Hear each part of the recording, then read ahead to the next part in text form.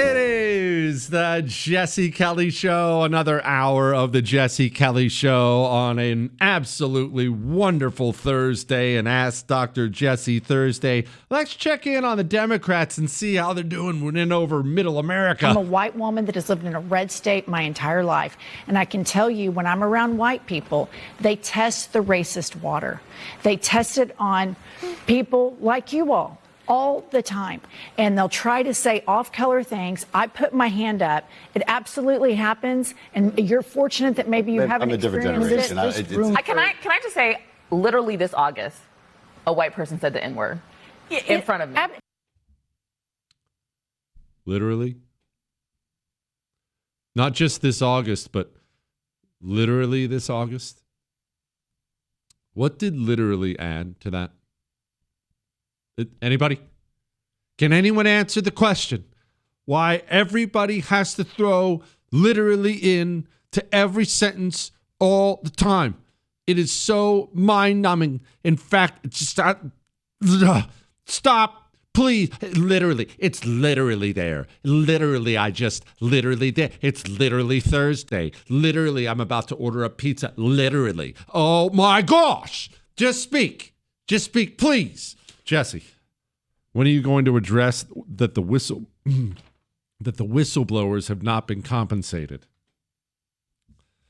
Well, here's the deal. The whistleblowers, remember we had that big public announcement.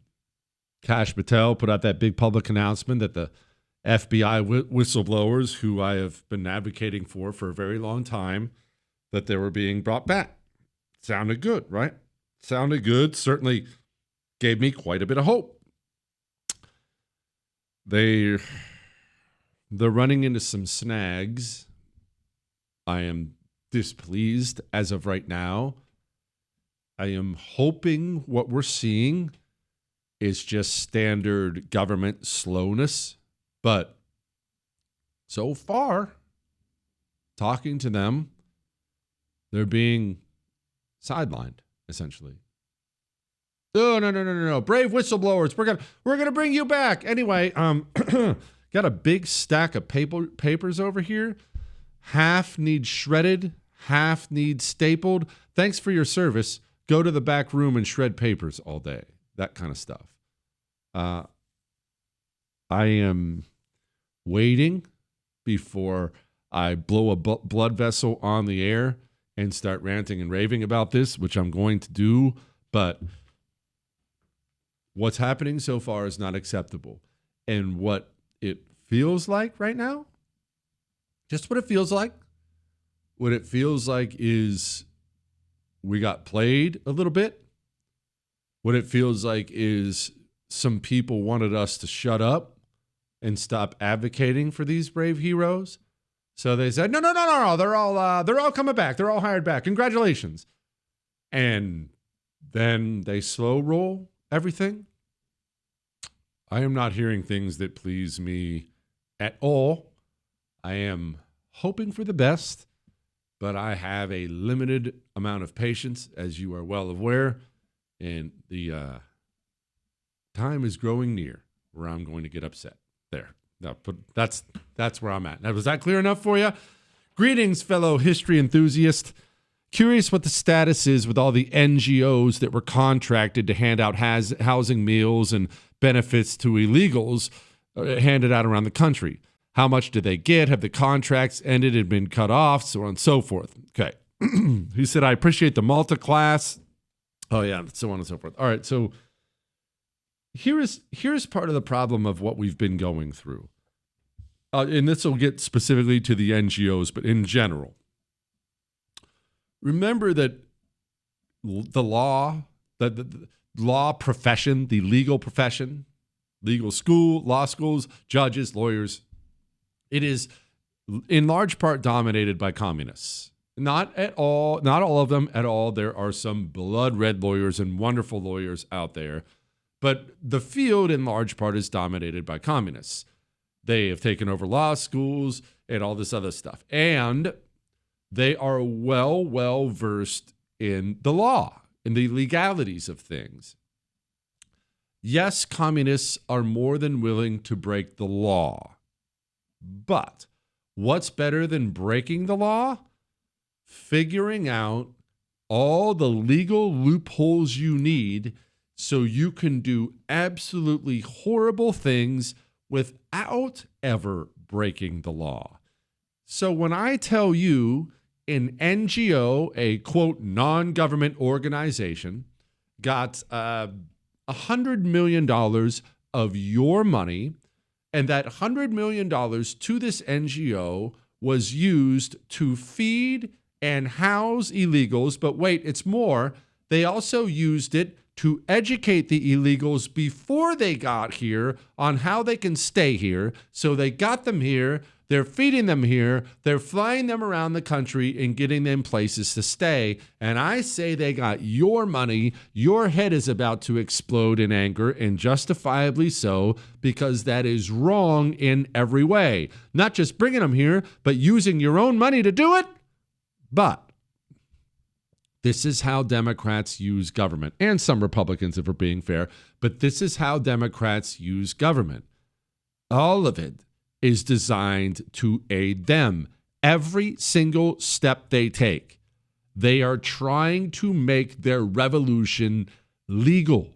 They're trying to insulate their revolution from ever being cracked down on. So you throw this little loophole in that law, and this little loophole in this law, and this little bit on this bill. And I mean, how many of these bills did they pass that were, quote, omnibus bills? You know what omnibus means?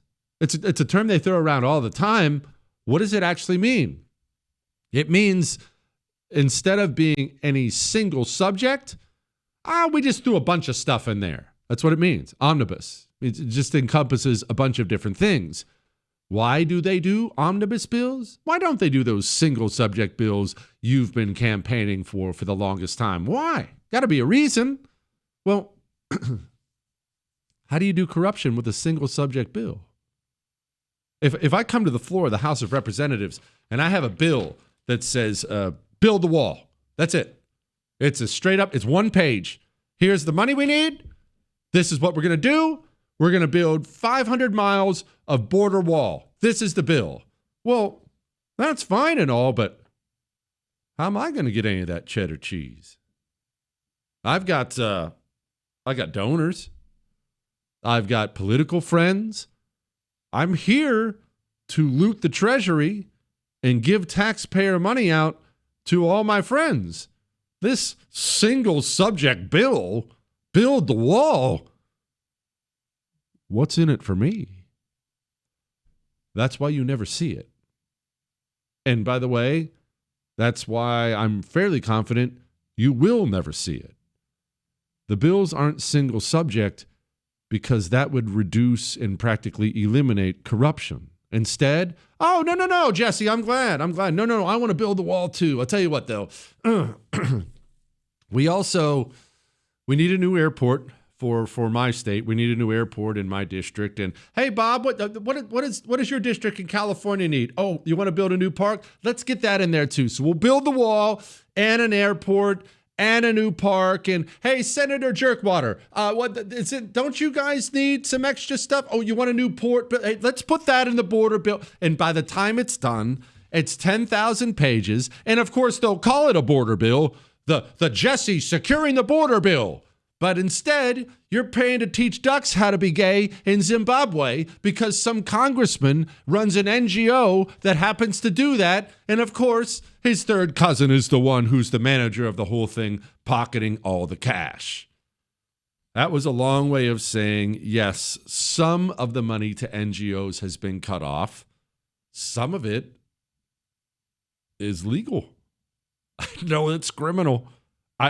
It's awful. It's enough to make your friggin' head explode. I know it is. But that's the way our government currently works. And until we get a lot more involved and a lot more involved in our primaries, until we start punishing Republicans in primaries, then this is going to be the state of affairs. Look, this is a long way to go. We always have a lot more work to do. That wasn't meant to make you feel bad. There's just a lot more work to do. We can't ever be complacent and sit back and put our feet up and say, yeah, we finally got them licked. Doesn't work that way.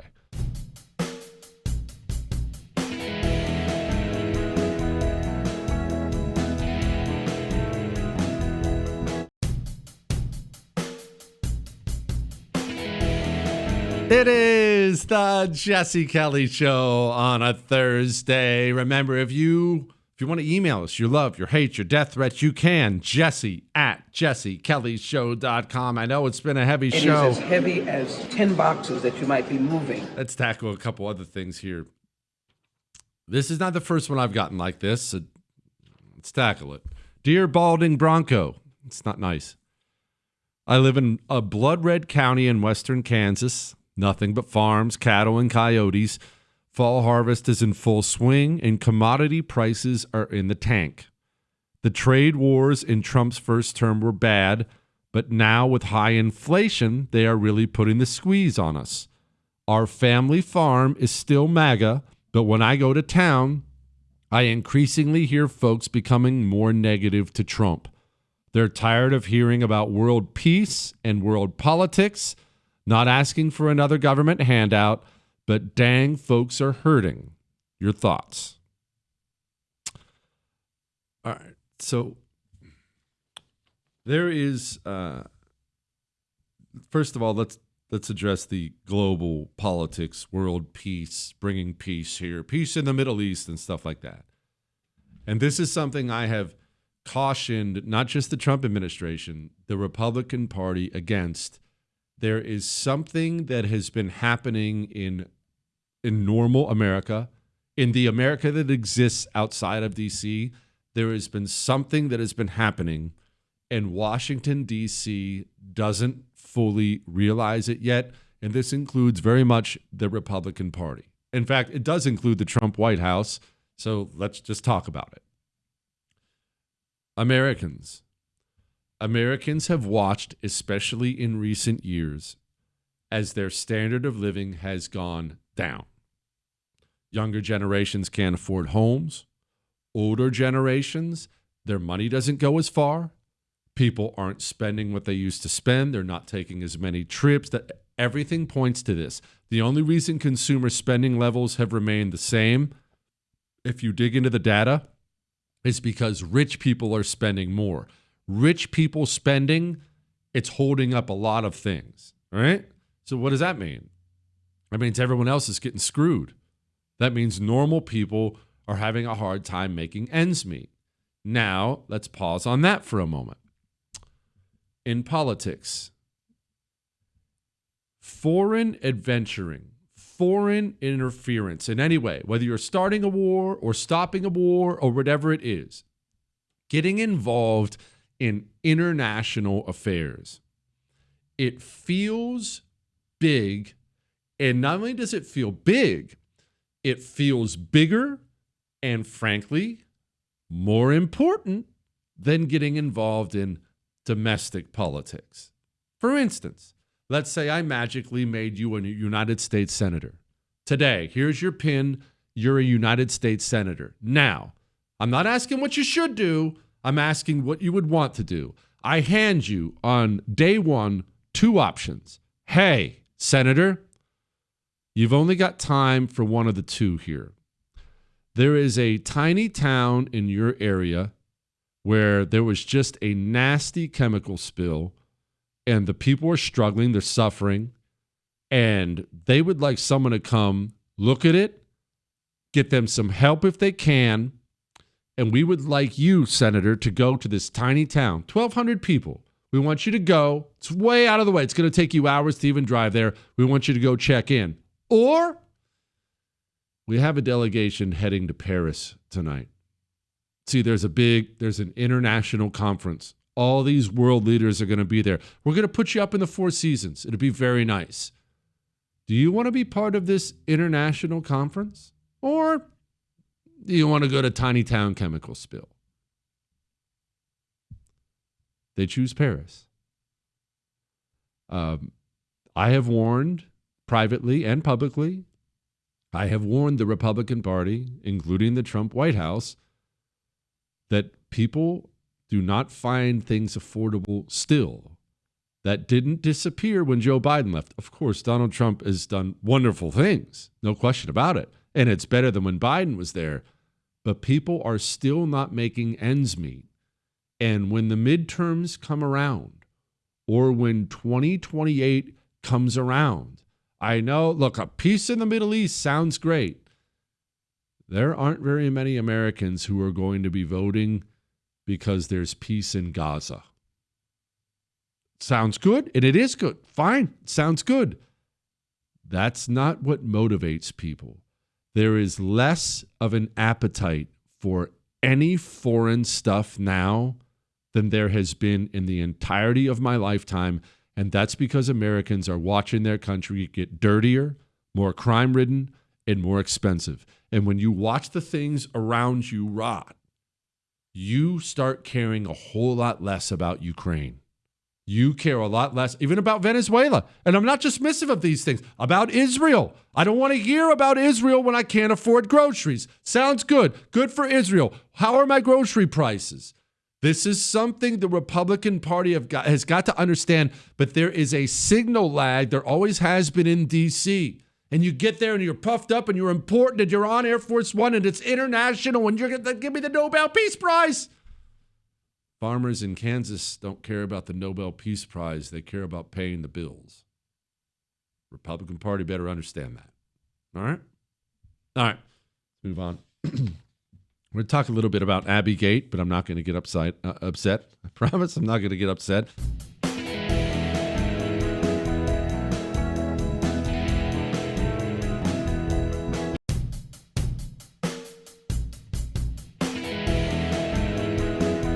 It is the Jesse Kelly Show on a wonderful Thursday, and Ask Dr. Jesse Thursday. And let me touch on this really briefly before I get back to the questions.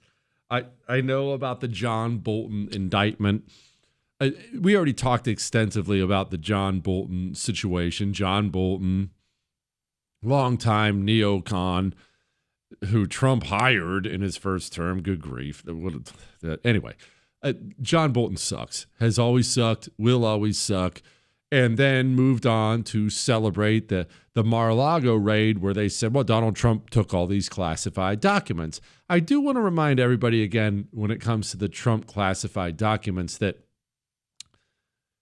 you know who has access to any level of classification they want? The President of the United States. Do you know who can declassify anything they want? The President of the United States. Did you know there's not a special ceremony or something to get something declassified? You don't have to put it through a special machine. The president can simply look at something and say, it's declassified. Setting that aside, John Bolton was never president. Now, if you've ever been to Washington, D.C. or the surrounding area, you will know what I'm saying is true. If not, don't worry about it. Just take my word for it. It's so rich. There is so much money there. You go to all these different places around the country, and you can tell there are so many areas where people are struggling and empty storefronts and things like that. That does not exist in the Washington, D.C. area. As fast as they can build fancy new buildings, they're building them. If you go to the Northern Virginia, Maryland, if you go out to the burbs that are close to D.C., gorgeous homes, gorgeous cars, dripping in money.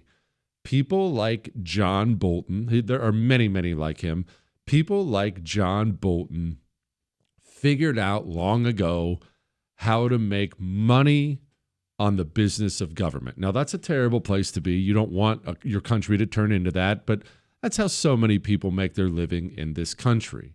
Now, have you been curious since Donald Trump got elected president why he's been removing people's classified status, access to classified information? He's done this many, many times before. FBI, CIA. Hey, this guy no longer has national security access. Why? Doesn't that almost seem like such a benign thing to do? Why does he even need? He doesn't even need that anymore. He's retired. No. They, quote, retire from their official government jobs. The government job gets you access to the information. When you leave the government, that's when you make your money. You use the government job to get access to information. You leave the government job to make money with the information you swindled out of the government. This is so common, it's frightening. Now, I don't know all the details yet on the allegations against John Bolton, the indictment against John Bolton, meaning I don't know how airtight any of this is. From what I understand, he's going to be tried somewhere in Virginia, so our chances are not necessarily great. But this is how it's been happening in Washington for a very long time, and it's going to take a long time to clean out this gunk. If we can arrest and indict people like John Bolton, try them and send them to prison for doing this, it'll happen a lot less. The problem is it just hasn't happened in years. It just doesn't happen in this country. It's become a totally corrupt, disgusting swamp, and I'm sick of it. And so let's celebrate when we can celebrate. Jesse, a few days after the Abbey Gate bombing, the U.S. sent a missile strike. Initially, the intel we got was the person responsible for the bombing. Later, it was not the responsible person, but some civilians. Where did the intel come from? Did our intelligence group contact the Taliban? So guess. Okay, so I know you remember, so we're not going to go over it all. Horrible bombing at Abbey Gate. The Biden administration got our people killed. They, of course, don't care about that, but they do care about bad publicity. So remember that in all life, there's a very crude saying, but it's so true, that poop runs downhill. If the boss is unhappy, if the boss is maybe even in trouble, then things are going to go poorly for the people below the boss. That's the way life works. When the Biden administration finds itself with a large amount of egg on its face for an embarrassing Afghanistan pullout, and then they get 13 of our troops incinerated at Abbey Gate, they understand they have to worry about public poll numbers. So what happens from there? What happens from there is people start making phone calls. You start making phone calls to the people, not only in the intelligence community, in the military. And you're saying things on these phone calls to the effect of, find the person responsible, find them quickly, find them quickly. Now, what is your motivation? It's not revenge. It's certainly not to hold these people to account for what they did to the troops. The only thing you're worried about is headlines and public polling. So you want to be able to run to the American people and say, hey, we got him. But again, poop rolls downhill. You called and you screamed at the CIA station chief in the area. You called and screamed at the generals. You called and screamed at Mark Milley. You better find this guy immediately. Well, what are they doing? They're picking up the phone call too. They're picking up the phone call. They're picking up the phone too, and they're screaming at the guy underneath them and the guy underneath them. And let's just say you're a CIA station chief. You're screaming at everybody under you. You better get me a name. You better get me a name. Who did this? My job is on the line. I'm trying to get promoted. I want to be assistant director one day. You better.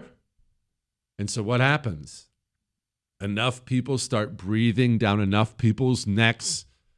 So eventually some guy says, well, I think this guy, possibly, I haven't confirmed this, in this house, there's a guy, and I think that might be our guy. In fact, I had an informant tell me he thinks it might be the guy. Well, as that information travels back up the chain, it goes from a lot of I thinks, he might be's, I haven't verified it. As it travels back up to the decision makers, it turns into, we found the guy in no uncertain terms.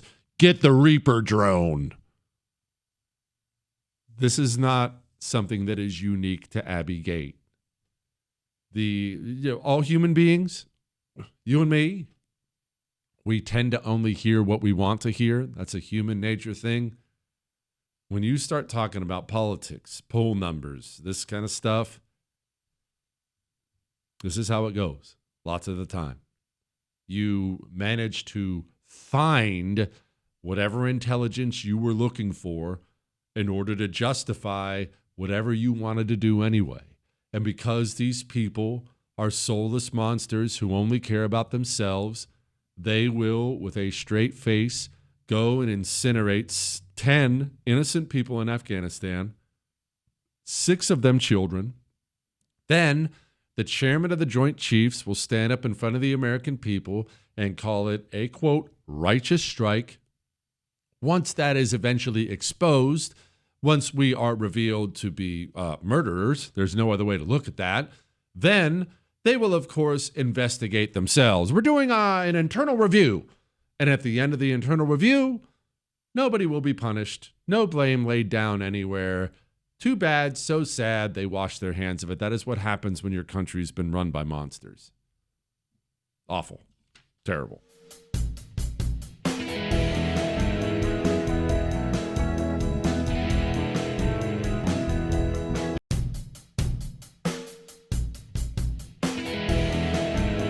It is the Jesse Kelly Show on a Thursday. Remember, you can email us, jesse@jessekellyshow.com. We've talked about cream so many times, Chris.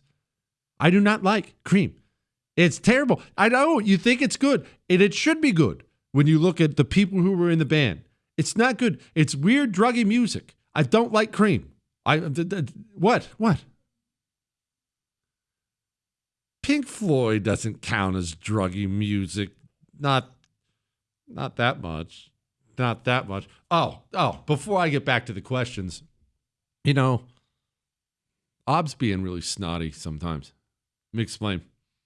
I know that you look at me like Hercules, like some kind of Zeus, really, some sort of superhuman person. But I have things that go wrong with me too.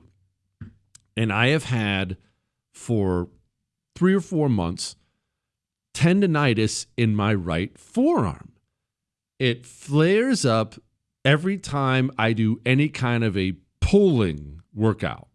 Whenever I'm pulling on something, it'll be fine. Chris, why don't you grow up? Both of you grow up. Whenever I'm pulling on something, it'll be okay. It's not like I'm dying. But after it's done, my forearm, my right forearm, it'll be inflamed. It'll hurt. It's not the end, nothing that's the end of the world. So I haven't been pulling on anything. I have stopped doing any pulling exercises, just trying to rest it and get it better. Now that brings Ob into it. I told you she was a gymnast and a really good one. Full ride college scholarship, University of Arizona, the works. She was really, really good. So she's one of these workout freaks too. Immediately, she's all, start doing these strengthening exercises and blah, blah, blah, blah, blah. And I already told her it's not a strength problem. I'm fine. We don't need to do this. But in order to get her off my back, I told her I would. So I texted her earlier. So I worked out this morning and decided I was going to try to pull again. And I did. And it flared up. And I texted her, I hurt my tendinitis again. And she texts back, that's surprising since you've been doing those rehab exercises I showed you and said you would do. That was a sarcastic response, in case you're wondering. That's just snotty. That's not necessary. It's not what, Chris? What? That's what I told her. I've been doing them. You just didn't see it. But whenever I say that, then I just get accused of lying, which is, I am lying, but that you shouldn't accuse anybody of that. And there was no need to have these little beep, beep, beep, beep, beep, these little snotty little comments, this little picking at this and picking at that. There's no need. Jesse, I will say that all I can/will do regardless is pray and vote with my wallet, but I know there's so much more that can be done. I recently purchased some shirts that mirror the shirt Charlie Kirk wore, so on and so forth. I want to encourage as you said, to get involved where you can with the ground we have legally and locally. I've decided to run for my local school board in Georgia. Says his name is Mike. I'll again play this for you. This is the lady who might be governor of New Jersey. Look, I believe that parents have the right to oversee their children's education. I would push an LGBTQ education into our schools. Parents have a right to opt out of a lot of things, but this is not an area where they should be opting out, because this is an area of understanding the background of people throughout our nation. And right now we see, for example, at the Naval Academy, an erasure of history. Steve Sweeney. They want your children. They are not passive about your children. And the communists are not waiting till 2028 so they can try to take back power. They are running in governor races, obviously, but they're also running in school board races. I know that when I bring up running for local office, I know that it's very tempting to think that you're not qualified. Yes, you are. Trust me. You're qualified. The people who are there are morons. You're more than qualified. That's one. Two, I know you're thinking it's going to be difficult. You have to knock on some doors, go out, meet some people. You are. Anything worthwhile is difficult. I know you're also thinking maybe it's boring. Let me ease your mind. It's going to be boring. It is. Jewish producer Chris is involved, and it's friggin' boring. He's involved, though. He's doing something. Get involved. The communist, as bad as he is, as evil as he is, he cares enough about his religion to get involved. He's not sitting around hoping for the best. He is not sitting around hoping that someone else comes and does it. He is on his Secretary of State's website. He's figuring out when, you know what? It's what, October 15th, 16th, something like that? Christmas is coming up. Sorry, Chris. Is your town going to have any kind of a Christmas celebration? Let me ask you. You want it to be gay? You ready to have drag Santa in your town? Do you know who's organizing your town's Christmas parade, your town's Christmas celebration? Do you know what commission, what city councilman, who's involved? Do you know what the plan is? Do you know that this is not super secret information they're hiding in a bunker? You know who does know what your town's plans are for Christmas? The communists in your area, because they've already been to every city council meeting. They're aware of the commission that's coming up. They're going to go sit on the commission, and they're going to make sure Santa is as gay as possible. Get involved in your community. I know it's not the House and the Senate with fancy jets and steak dinners, and you're not going to be rich and famous. I understand all that, but that's the work that truly matters. You want to know how to fortify your country as best you can for when the communist savages come back and try to do worse than they did last time? Fortify your local area, and no matter where you are, there's something you can do locally. All right? All right. Well, maybe not New York City. Someone has a question about that. We'll talk about that next.